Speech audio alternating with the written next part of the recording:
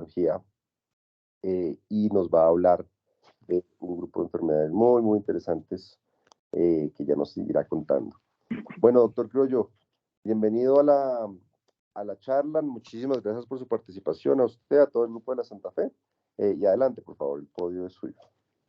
No, doctor Medina, muchas gracias a usted por la invitación, por hacernos partícipes a la Fundación Santa Fe y en especial a mí. Como usted lo decía, pues vamos a hablar de anomalías coronarias, una serie de condiciones anatómicas que son realmente interesantes porque suponen un mayor riesgo cardiovascular específico en algunas de esas presentaciones de las cuales vamos a ver más adelante. Y es que cuando nos estamos formando y entramos al laboratorio de cateterismo, es raro encontrarnos con situaciones como las que ustedes están viendo en pantalla. Entonces estamos viendo un cateterismo en el que se intenta hacer una canulación de la arteria coronaria izquierda, pero no se logra encontrar. Se intenta simular lo que es un aortograma, pero pues no lo es, por lo que no es un catéter de un pigtail, pero lo que buscábamos en este caso en específico era encontrar el origen de la coronaria izquierda inyectando medio de contraste en el seno coronariano izquierdo. Pero fíjense ustedes que a pesar de que estábamos inyectando medio de contraste, no vemos que surja de allí ninguna arteria coronaria. Cuando se hizo la canulación de la coronaria derecha, que es la que ustedes ven en este curso normal, fíjense cómo hacia la parte superior se observa que no solamente sale la arteria conal, que es la primera rama de la coronaria derecha, sino que se observa toda una arteria grande que discurre hacia arriba y se dirige hacia la derecha de la pantalla, hacia la izquierda del paciente. Y cuando se hacen otras proyecciones angiográficas, fíjense ustedes cómo esa arteria es muchísimo más grande, da ramas hacia toda la circulación coronaria, hacia toda la circulación izquierda, pues dando como un origen anómalo de esa arteria coronaria izquierda que vamos a ver a continuación.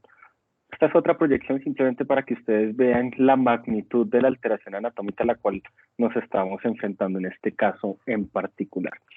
Entonces, todos ustedes conocen la anatomía coronaria, pero simplemente a manera de recordar, pues sabemos que existen dos arterias coronarias que nacen de la aorta. En esta vista superior ven ustedes la pulmonar y detrás de la pulmonar la aorta con su seno coronariano izquierdo, su seno coronariano derecho y su seno no coronariano. Ese seno coronariano izquierdo va a dar origen a la arteria coronaria izquierda, que pues todos sabemos tiene un tronco principal que discurre hacia adelante, como lo ven ustedes acá en esta imagen tridimensional, y que posteriormente se va a dividir en dos. La primera rama que vamos a tener es la arteria descendente anterior, que discurre por el surco interventricular anterior, lo hace de arriba hacia abajo y de derecha a izquierda, como está, digamos, la configuración anatómica del corazón. Y va a llegar hasta la punta del corazón y en algunos casos, principalmente cuando es tipo 3, va a dar la vuelta en el ápex y va a irrigar parte del ápex posterior. También tenemos la arteria circunfleja que discurre por el surco auriculoventricular izquierdo, dando ramas obtusas marginales y que se dirige hacia la parte posterior del corazón y que en algunos casos, como veremos a continuación, puede dar origen a la descendente posterior. Por el otro lado del seno coronariano derecho vamos a tener la arteria coronaria derecha. Como les había mencionado, pues da la primera rama, que es esta que ustedes ven acá hacia arriba, que es la arteria conal. Esa arteria coronaria derecha discurre por el surco auriculoventricular derecho, dando ramas agudas marginales por la configuración de su salida y posteriormente llegando hasta la región posterior en lo que se conoce como la cruz del corazón y da origen en la gran mayoría de las veces a la arteria descendente posterior. De tal manera que esta es la configuración anatómica de esa circulación coronaria y vamos a ver cómo diferentes alteraciones anatómicas nos alteran esta anatomía. Entonces vamos a definir una anomalía de la arteria coronaria, un amplio grupo de condiciones con diferentes características anatómicas que tienen consecuencias fisiológicas y que van a dar origen a diferentes presentaciones clínicas. Vamos a tener entonces que denominaremos como normal a cualquier característica observada en más del 1% de la población elegida de manera aleatoria, una variante normal como una alternativa relativamente inusual, pero que se encuentra en más del 1% de la población. Y vamos a catalogar ya como anomalía a cualquier característica morfológica que se presente en menos del 1% de la población seleccionada aleatoriamente. Cuando revisamos la información disponible, vamos a tener muchas series de angiografías que mencionan la incidencia de las anomalías coronarias. Quizás la serie más grande es la del doctor Yamanaka con 126,000 casos, pero fíjense que en este estudio para 1990, en donde la arteriografía coronaria pues no había alcanzado ya teníamos un número importante de anomalías coronarias, siendo en el total de esta serie con una incidencia del 1.33%. Pero fíjense cómo hay series que pueden llegar a ser la incidencia de anomalías coronarias hasta del 1.55%. Ya series muchísimo más recientes, como del 2007, vamos a tener que la incidencia de anomalías coronarias puede llegar a ser incluso hasta del 5%. De tal manera que si bien es infrecuente, pues vale la pena conocer cuáles son esas anomalías. ¿Y por qué? Porque, como les decía en la definición, van a tener consecuencias fisiológicas con diferentes presentaciones clínicas. Ven ustedes una serie desde el 80 hasta el 2006 de pacientes jóvenes, de atletas de alto rendimiento que se presentaron o que murieron en los Estados Unidos en este periodo de tiempo. Y fíjense que desde el principio de las series, incluso hasta las más recientes, la gran mayoría de las veces la causa de la muerte correspondía a causa de tipo cardiovascular. Y cuando desglosamos esa muerte cardiovascular, que fue el 56% de la etiología, pues sí, es cierto que la principal etiología de esa muerte cardiovascular corresponde a miocardiopatía hipertrófica, pero fíjense ustedes cómo la segunda causa son las anomalías de las arterias coronarias, de tal manera que pues cada vez cobra más importancia conocer un poquito. Pero antes de entrar en materia, vamos a hablar un poco de las variantes anatómicas. Recuerden que definimos variantes anatómicas como aquellas características inusuales, pero que se presentan en más del 1% de la población. Esta es la primera variante anatómica en donde vamos a tener dominancia izquierda o codominancia. Hablamos de dominancia a aquella arteria que da origen a la descendente posterior. Esta es una dominancia derecha, entonces ven ustedes el curso normal de la coronaria derecha y que va a dar origen a la arteria descendente posterior en el 70% de los casos. Esto es lo que se conoce como normal, pero vamos a tener algunas diferencias.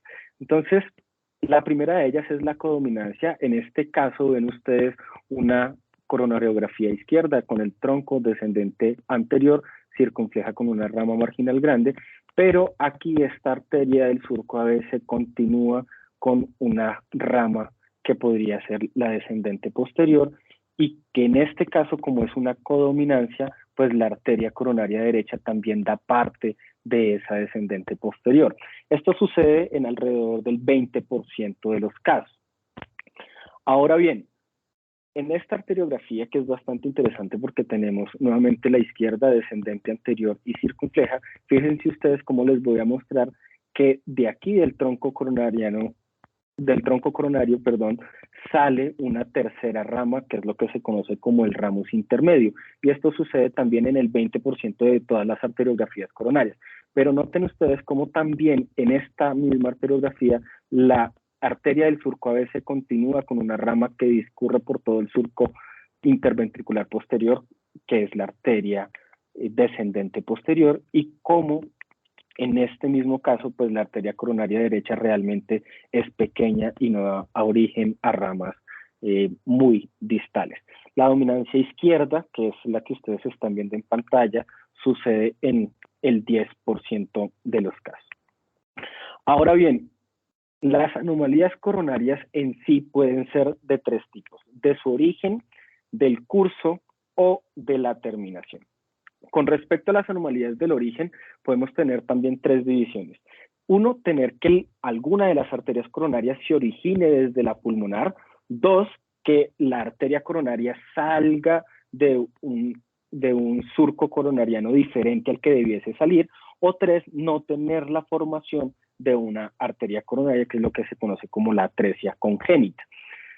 En el primer caso, fíjense ustedes que en este diagrama tenemos la aorta con el seno no coronariano, el derecho y el izquierdo, pero del izquierdo no nace ninguna arteria. En este caso, la arteria coronaria izquierda nace de la arteria pulmonar. ¿Qué tan frecuente es esto? Si bien las anomalías coronarias per se son infrecuentes, pues estas aún más, siendo el hecho de que la coronaria izquierda nazca de la arteria pulmonar una incidencia del 0.06% y que la derecha nazca de la pulmonar una incidencia un poquito mayor, pero que sigue siendo baja, del 0.24%. En este caso, que es simplemente pues un reporte de caso que encontré para mostrarles cómo en un niño de 3 meses con una oncodisplasia y que se acompañaba además de disnea y de saturación, por reconstrucción tridimensional se dieron cuenta que las dos, tanto la arteria coronaria derecha como la arteria coronaria izquierda, nacen de la arteria pulmonar. Evidentemente, pues este caso tuvo que ser corregido quirúrgicamente para brindarle un pronóstico favorable a los pacientes. Pero ¿por qué es importante conocer que podemos tener orígenes coronarios desde la pulmonar? Básicamente porque los primeros casos que se diagnosticaban por autopsias. Después del advenimiento de la angiografía coronaria, cada vez más diagnosticamos estos por test invasivos, pero probablemente si tuviésemos datos actuales o datos futuros, la gran mayoría de los casos los vamos a diagnosticar de una manera no invasiva, específicamente con angiotac. Importante, fíjense ustedes que aquí la relación del sexo es predominantemente este origen anómalo en mujeres y que un porcentaje nada despreciable de los pacientes son completamente asintomáticos. Incluso la gran mayoría de estos pacientes, su curso es un curso con síntomas subagudos. Y como ven ustedes acá en pantalla, en la parte inferior derecha, pues muchos de estos pacientes incluso pueden llegar a tener manejo netamente médico. Ahora, vamos a tener otro tipo de anomalías y es el origen independiente de la coronaria izquierda. Todos los casos que les estoy mostrando son casos que hemos tenido en la Fundación Santa Fe de Bogotá. Entonces vean ustedes que aquí teníamos una inyección en donde solamente, que si bien era una inyección selectiva, solamente se nos pintaba una arteria y que se empezaba a esbozar lo que era otra arteria hacia la parte superior en esta proyección, que es una spider. Cuando se hacían otro tipo de proyecciones, veíamos que esa arteria coronaria izquierda, en este caso la circunfleja, era una circunfleja que daba una obtusa marginal grande, que a su vez se subdividía y que era tortuosa, pero no veíamos la descendente anterior. Hicimos otro tipo de proyecciones, pero únicamente se nos pintaba la arteria circunfleja. Entonces se decidió hacer una inyección no selectiva en el seno coronariano izquierdo y vean ustedes cómo se pintan dos arterias más. Lo que parecía ser un ramus intermedio, se ve la descendente anterior. Y en este paciente específicamente que se estaba presentando con síntomas isquémicos, pues había necesidad de seguir buscando y canular selectivamente ese origen independiente de la descendente anterior. Y la importancia radica en que cuando se hizo la canulación selectiva, fíjense ustedes que en esta proyección veíamos ya la descendente anterior con su curso normal, pero tenía una lesión en el segmento proximal, en el segmento medio, que se ve muchísimo mejor en esta inyección. También vamos a tener orígenes posteriores de la coronaria derecha, vamos a tener orígenes altos, orígenes bajos, en este caso simplemente es un origen posterior que no es tan infrecuente y que no corresponde a una anomalía, sino más bien a una variante anatómica porque se presenta en más del 1% de la población. Recuerden que el tubo de fluoroscopia está en la región posterior del paciente y por eso vemos el catéter como si nos estuviese viendo de frente. ¿Qué es importante en el origen anómalo? Es cuando tenemos orígenes opuestos, bien sea que la coronaria izquierda nazca del seno coronariano derecho, como está en este diagrama, o lo contrario, y es que la arteria coronaria derecha nazca del opuesto, que sería el seno coronariano izquierdo, específicamente por los trayectos, como veremos a continuación. Tenemos 5 tipos de trayectos posibles. El primero de ellos es el trayecto prepulmonar, en donde tenemos en este caso a la arteria coronaria izquierda naciendo del seno coronariano derecho con un origen independiente y que discurre por delante de la arteria pulmonar para dirigirse ahora sí hacia el lado izquierdo. Ese es el prepulmonar. Vamos a tener otro que es el retroaórtico, pues todo lo contrario, en vez de discurrir hacia adelante se va hacia atrás y se dirige hacia la izquierda. Podemos tener un origen retrocardíaco, como probablemente sea el origen que vimos en el primer caso que les mostré. Podemos tener un origen interarterial que supone un factor de riesgo, como vamos a ver más adelante, porque pueden haber obstrucciones fisiológicas acá por estar en medio de los dos grandes vasos. Y un último, que es el origen subpulmonar. El origen subpulmonar se refiere a que la arteria coronaria pasa entre la aorta y la pulmonar, pero se dirige hacia abajo, hacia el tracto de salida del ventrículo derecho y hacia el infundíbulo pulmonar y atraviesa el tabique interventricular. Hay una imagen de reconstrucción tridimensional que les mencionaré más adelante. Ahora, ¿por qué es importante saber que existen estos orígenes anómalos y opuestos? Porque vean ustedes que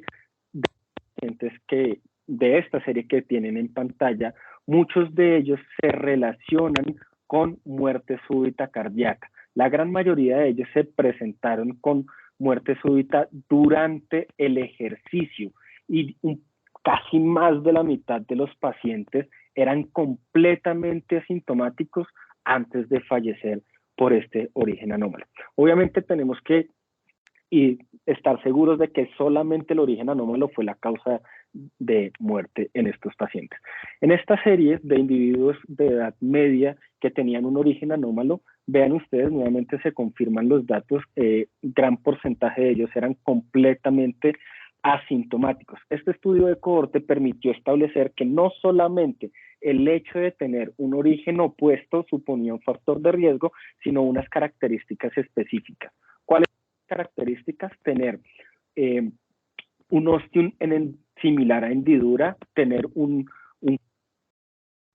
tener un ángulo especialmente por debajo de 45 grados, tener un curso elíptico o incluso pues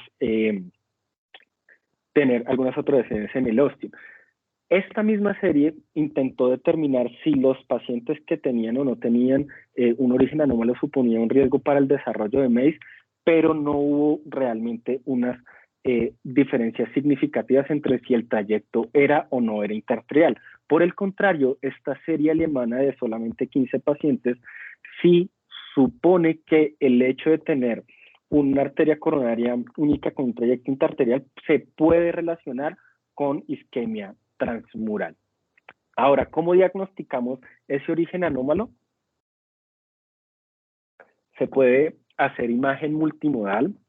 Fíjense ustedes cómo la gran mayoría de las series están realizadas por arteriografía coronaria, pocas series por las limitaciones que tiene el ecocardiograma y cada vez más vamos a tener series que sean con angiotomografía o con angioresonancia.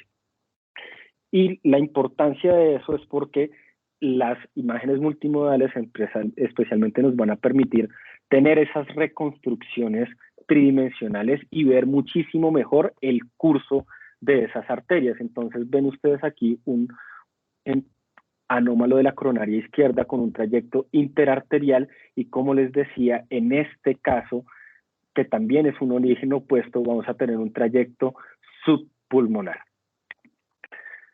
La angiotomografía y la reconstrucción tridimensional nos va a permitir caracterizar específicamente si tenemos ostium dependientes, si comparten el ostium. Vamos a tener las características de alto riesgo que les mencioné, que es tener un ángulo agudo mayor o menor de 45 grados, si tienen o no tienen ostium similar a hendidura y con esto tomar decisiones.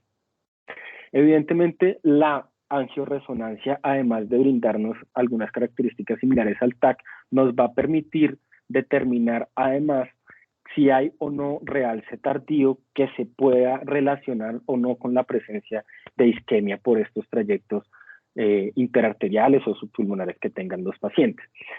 Ahora bien, existen esta es una tabla comparativa de las diferentes imágenes multimodales. Vean ustedes que el ecocardiograma pues tiene limitaciones muy importantes y que incluso no está recomendada para el estudio de este tipo de pacientes porque no permite ver estructuras vecinas, porque no es una imagen dinámica, porque tiene el problema de la resolución espacial, y quizá en cardiopediatría ellos por las ventanas tienen mayor oportunidad de ver cuál es el origen de las coronarias más que nosotros los adultos. Clase 1, realizar angiotac o resonancia por todos los beneficios que tienen de poder visualizar estructuras adyacentes, el curso, lo que ya he mencionado. Ahora bien, la angiografía permite además de eso hacer imagen intracoronaria, en este caso ultrasonido. Hay algunas series muy pequeñas con OCT, pero no son muy grandes, pero además va a permitir hacer mediciones funcionales como reserva de flujo fraccional. Y vean ustedes de la importancia de hacer iBoost, que en esta serie de pacientes a los que tenían algún tipo de síntoma dado principalmente por dolor torácico en el 87% de los pacientes, querían ver la asociación entre presencia de isquemia documentada por un test de ejercicio, un test en banda. Si esto era positivo, le hacían un test de medicina nuclear, y si tenían isquemia documentada, esos pacientes iban a arteriografía coronaria y además les hacían ultrasonido intravascular para medir áreas luminales mínimas, los diámetros y si tenían algún tipo de estenosis, y todos los pacientes que tenían algún tipo de isquemia tenían documentado algún grado de estenosis coronaria. Diseñaron entonces un score morfofuncional en el que se combinaban características clínicas dadas por la presencia de dolor torácico, dada por la presencia o no de disnea, de síntomas neurológicos y un porcentaje de estenosis. A cada uno de ellos le entregaron una categoría numérica, y con la sumatoria de todo este puntaje establecieron que si tenía 0 puntos iba a ser una categoría morfofuncional de A, entre 1 y 3 puntos categoría 1, entre 4 y 6 puntos C, y en fin, todas las que ustedes ven acá. Y querían ver cómo era el comportamiento de estos pacientes antes y después de un tratamiento médico óptimo, y antes y después de tomar decisiones de generar revascularización mediante tratamiento con stent. Y vean ustedes que el tratamiento médico óptimo permitió mejorar algunos de los síntomas, pasando gran parte de los pacientes que estaban en categoría C a categoría B. Pero en los pacientes en los que se hizo intervención coronaria percutánea con stent, el paso de categoría C a categoría A, es decir, el alivio de los síntomas post-stent, fue muchísimo mejor. Pero pues este es un estudio observacional que simplemente nos sirve para formular hipótesis. También existen datos con reservas de flujo fraccional. Esto fue simplemente un estudio de 30 pacientes apenas, en donde los pacientes tenían un origen coronario anómalo, y si tenían síntomas o no, los llevaban a arteriografía coronaria con medición de reserva de flujo fraccional y y caracterización con ultrasonido del ostium, si tenía un ostium en hendidura o no.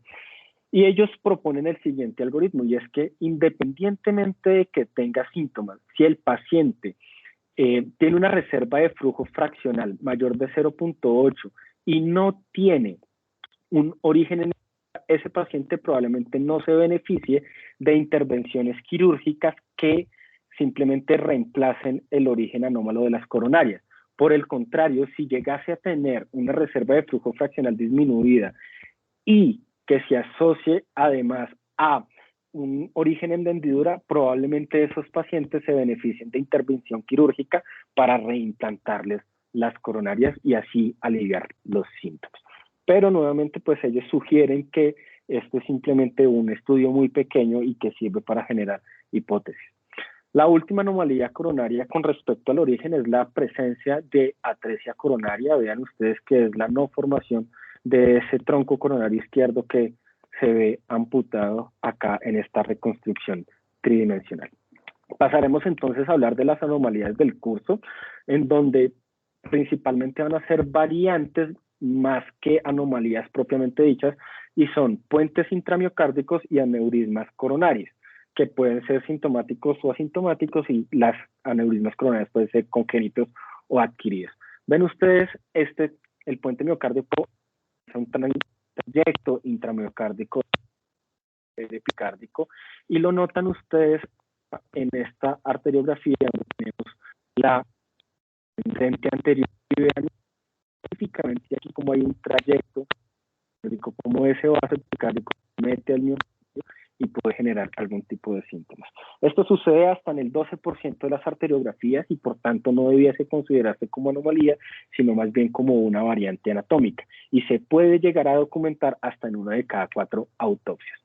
Existen diferentes clasificaciones, entonces vamos a tener vasos que están parcialmente tunelizados, o puentes intracoronarios, puentes intramiocárdicos delgados, y que llegar incluso a ser muy, muy gruesos. Y dependiendo de qué tanto o el grosor de ese puente intramiocárdico, así mismo se van a desarrollar los síntomas, porque fíjense ustedes cómo tener puentes delgados, la gran mayoría de sus pacientes pueden ser asintomáticos. ¿Cuál es la importancia de los puentes intramiocárdicos? Porque muchas veces se realiza arteriografías coronarias y se desestima este hallazgo. Pues vean ustedes cómo el hecho de tener puentes intramiocárdicos en esta metaanálisis y en esta metaregresión se relacionó con desenlaces cardiovasculares, ¿sí? Aumentando la probabilidad de desarrollo de MACE en hasta un 50%. ¿Qué tipo de MACE? Bueno, esto es independiente si hay o no hay miocardiopatía hipertrófica. ¿Y cuál es el tipo de MACE que vamos a tener? Principalmente, pues no hubo una diferencia significativa en infarto, tampoco en enfermedad cardiovascular propiamente dicha, pero sí en isquemia miocárdica. Ese es el enlace de tener puentes miocárdicos. Y esto está explicado porque recuerden que la gran mayoría de la perfusión coronaria se da en diástole, y aquí en este diagrama vamos a tener en azul el flujo coronario epicárdico, y en rojo vamos a tener el flujo coronario subendocárdico. Cuando estamos en taquicardia, pues ese flujo coronario epicárdico, flujo máximo, y rápidamente se alcanza hiperemia tejido subendocárdico. Esto en ausencia de un puente muscular. Cuando tenemos puentes musculares, lo que vemos es que en presencia de taquicardia no vamos a tener ese aumento de flujo coronario subepicárdico debido al puente muscular, y además la hiperemia subendocárdica se va a presentar mucho tiempo después, hasta 20 segundos después de presentar la hiperemia subepicárdica, y esto se relaciona con procesos de isquemia. El tratamiento básicamente va a depender si tiene o no tiene síntomas. Si no tiene síntomas, pues únicamente se debe hacer seguimiento, y si tiene síntomas, isquemia mediante diferentes pruebas, pues el tratamiento va a incluir beta bloqueadores, bloqueadores de canales de calcio, ivabradina y todo lo demás que ustedes ven acá. Incluso estos pacientes que son tan sintomáticos y que no mejoran con el tratamiento médico óptimo, se puede la realización de estrategia de revascularización, ya sea percutánea con implante de stent o quirúrgica con puentes miocárdicos. Otra anomalía del curso son la presencia de aneurismas coronarias. Definimos aneurismas cuando tenemos un aumento del diámetro hasta 1.5 veces del diámetro adyacente, que puede ser sacular cuando el diámetro transversal es mayor que el longitudinal, fusiforme cuando el diámetro longitudinal es mayor que el transversal. Vamos a tener aneurismas coronarias gigantes cuando obtenemos más de 4 veces el diámetro de referencia. En adultos usualmente que si tienen más de 20 metros ya se considera como un aneurisma gigante, 100 milímetros de 8 milímetros. Este es un caso de un paciente que ya había sido revascularizado y noten ustedes la presencia de aneurismas en el tronco, en la descendente anterior y en la circunfleja, ya sin opción de tratamiento ni quirúrgico ni percutáneo.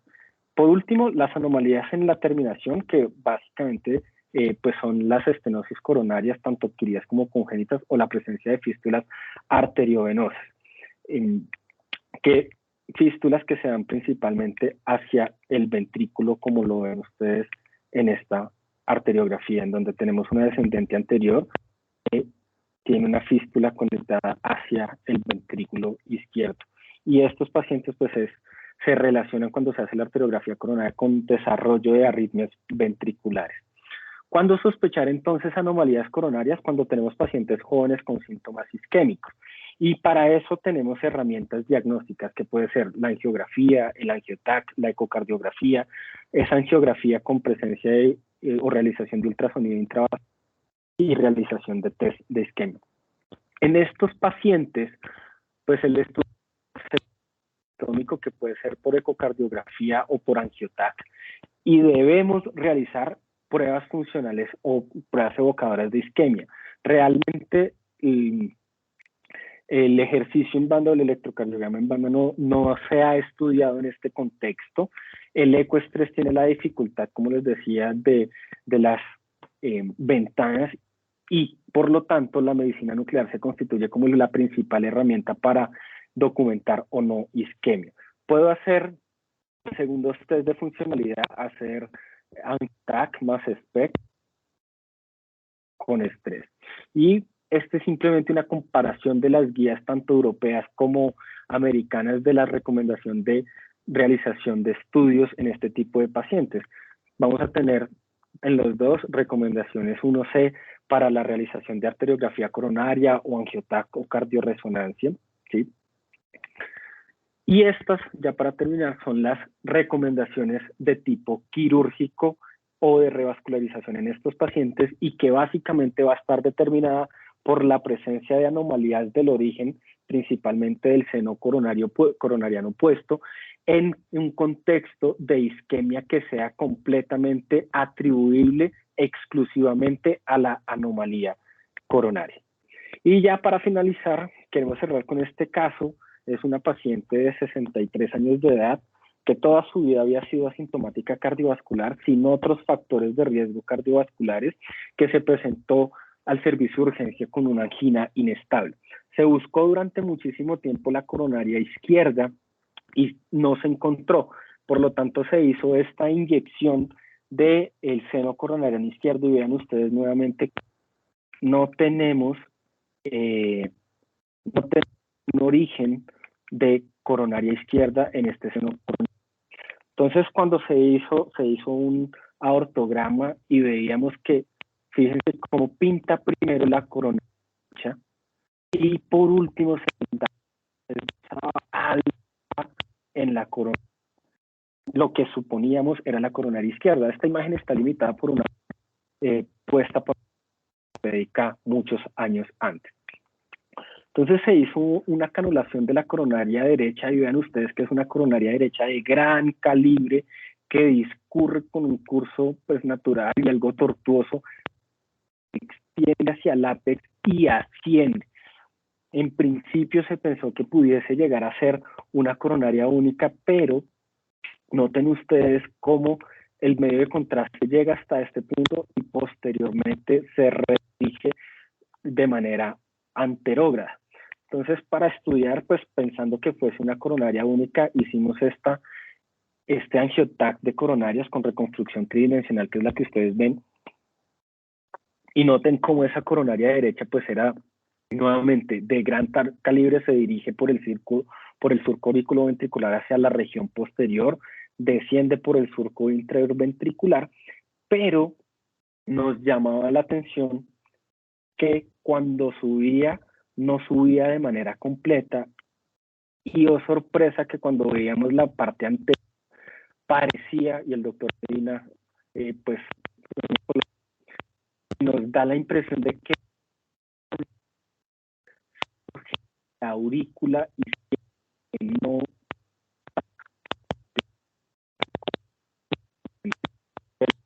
coronaria derecha. Kevin, qué pena, es que se le está oyendo súper interrumpido, perdóname, lo interrumpo, es que no sé si es el micrófono o la conexión, pero se le está oyendo un poquito como saltado. Muchísimo mejor, doctor. Sí, sí, ahí está mejor, sí, señor. ¿Me escucha mejor, doctor? Sí, mucho mejor. Perfecto. Entonces, aquí les decía que la arteria coronaria derecha pues seguía su curso por el surco auriculoventricular derecho, bajaba por el surco interventricular posterior y se devolvía y ascendía por el surco interventricular anterior. Pero cuando veíamos este origen o lo que parece ser la coronaria izquierda, vean ustedes que no parece nacer de la aorta, sino parece nacer es de la aurícula izquierda. Y no hemos encontrado descripciones de aurículas izquierdas que nazcan de arterias coronarias izquierdas que nazcan de la aurícula izquierda. No sé, doctor, si usted tiene una opinión diferente. Ya con eso quería cerrar la presentación de hoy. Muchísimas gracias. Bueno, Kevin, muchísimas gracias. Muy súper completa y excelente la revisión de toda la literatura reciente. Antes de comentar su caso, no sé si haya alguien en el auditorio que tenga preguntas en particular. Yo tengo un par, pero quería saber alguien si tiene preguntas mientras alguien se anima.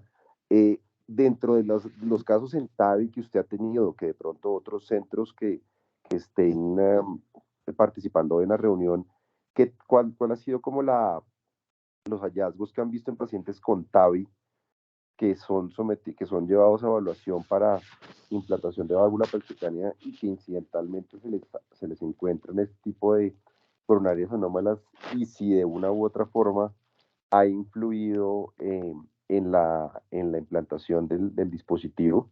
Esa es una pregunta, de pronto para no hacerlo tan complejo en cuanto a la imagen muy bonita que usted mostraba.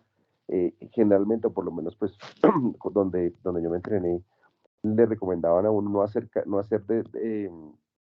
decisiones o sugerencias basado en los renders tridimensionales que usted nos mostró, que está muy bonito, sino ver las imágenes en bruto o las imágenes, sí, en bruto, o las imágenes básicas axiales Okay. de la topografía convencional, porque los renders pueden llevarle a uno a cometer equivocaciones. Entonces, si bien son útiles y son muy comerciales, lo mejor es ver esa tomografía en su adquisición original para tratar de definir si definitivamente si sale de la aurícula como pareciera salir. Yo tampoco he visto una coronaria saliendo de la aurícula, sería un reporte de caso muy bonito, pero creo que valdría la pena eso. Pero me remito a la pregunta, ¿cómo ha sido como la experiencia que ustedes en la Santa Fe o de otros centros en cuanto a TAVI, y si ha influenciado o no la implantación de la válvula? Pues los casos que hemos tenido de TAVI, doctor, se planean siempre con imagen multimodal, especialmente con angiotac, pero no hemos tenido, de los casos que hemos hecho, ninguno ha tenido una anomalía coronaria que modifique digamos, la implantación de las válvulas.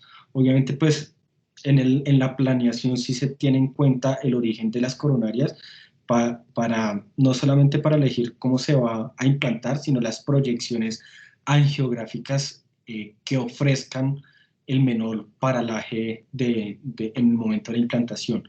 Pero no hemos tenido ningún caso de anomalía coronaria que afecte la implantación o el procedimiento en sí.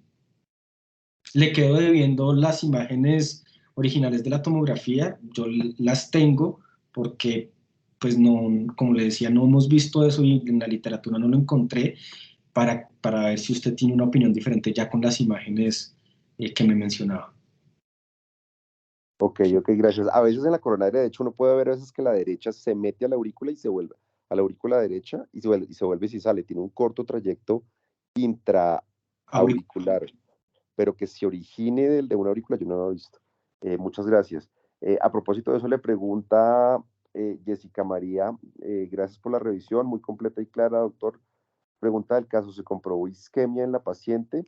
¿Qué manejo finalmente le dieron al caso? Sí se comprobó en el último caso que les mostré, isquemia, mediante perfusión miocárdica, pues no encontramos ningún tipo de intervención que realizar. eh, por lo tanto, el manejo fue netamente médico. Este caso es del año pasado. Yo incluso tuve contacto con ella hace menos de 20 días preguntándole cómo y no ha vuelto a tener episodios anginosos.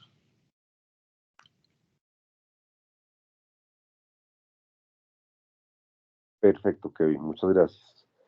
No veo otra pregunta en el chat. Así, Pedro, adelante, buenas tardes.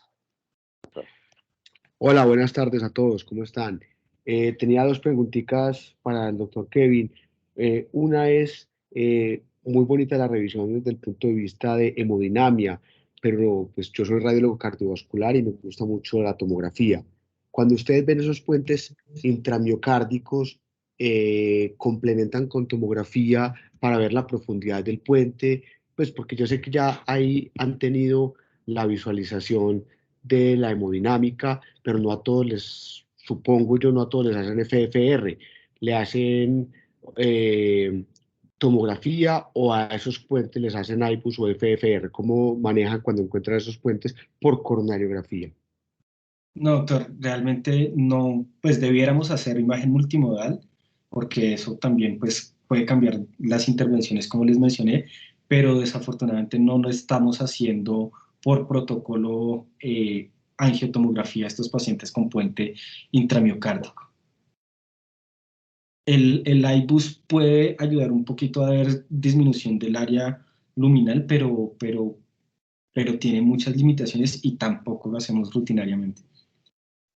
Sí, de acuerdo, porque siempre es una polémica sobre el significado hemodinámico de estos puentes y la mejor caracterización de muchas de estas anomalías, a pesar de que se encuentran en el laboratorio de hemodinamia, porque el paciente llega pues, por sus síntomas o porque llega remitido para el cateterismo, muchos de estos podrían incluso complementarse con tomografía.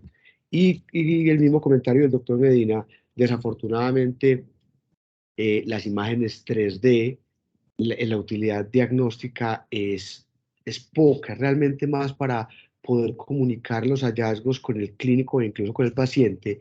Y estoy de acuerdo y me uno a la opinión de que para hacer un adecuado análisis de ese caso, que está bastante bonito, tendríamos que ver si se trata de una atresia proximal del tronco o de un origen muy extraño que nunca he visto y tengo una colección bastante importante coronarias, de anomalías coronarias por tomografía.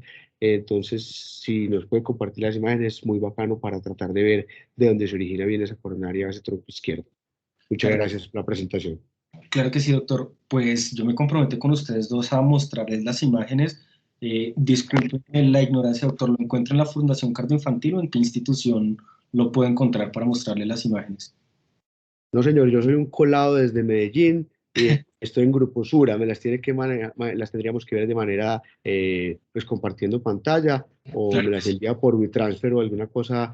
El doctor Héctor tiene mis contactos, con mucho gusto. Ah, bueno, yo me encargo con el doctor Medina de contactarlo. Claro que sí. Muchas gracias. O las podemos mostrar de pronto para que todas las veamos y aprendamos, Kevin, en una próxima charla. Cuando las tenga listas, las podemos revisar si quiere primero los dos o con Pedro Sí, y señor. luego las mostramos a todo el grupo para que haya retroalimentación, que también sería interesante así todos vemos y todos aprendemos. Ah, me parece perfecto. Si quieren, pues dentro de 8 días también nos corresponde la charla a la Fundación Santa Fe. Entonces, antes de iniciar, podríamos mostrar las imágenes para que todos las vean, obviamente previa revisión de ustedes también.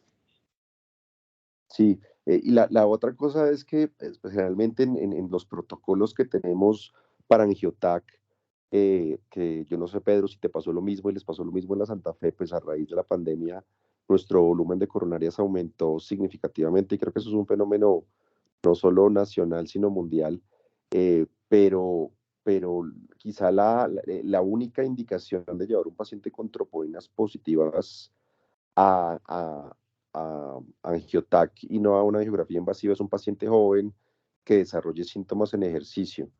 Es quizá cuando le llega a uno la requisición o la solicitud, y dice uno, no, paciente de 18 años que hizo síncope o hizo dolor torácico súbito y está Entonces ya empieza uno a sospechar también que pueda ser una coronaria anómala, y de hecho también cambia un poquito el protocolo porque quiere uno ver o acentuar también la circulatura pulmonar, particularmente la implantación de la válvula, porque quiere ver pues la relación, como usted lo escribió muy bien y muy acertadamente, Kevin, durante la charla, de la relación que existe pues de esa potencial anomalía coronaria con la válvula pulmonar y con el tronco de la arteria pulmonar. Entonces, quizá esa es la única excepción o las únicas veces donde uno, cuando a pesar de que la troponina sea muy positiva, lo termina realizando, y finalmente, si en general son pacientes jóvenes y está la sospecha, que es la mayoría de las indicaciones en pacientes muy jóvenes con hiperlipidemias familiares, esas LL300, 400,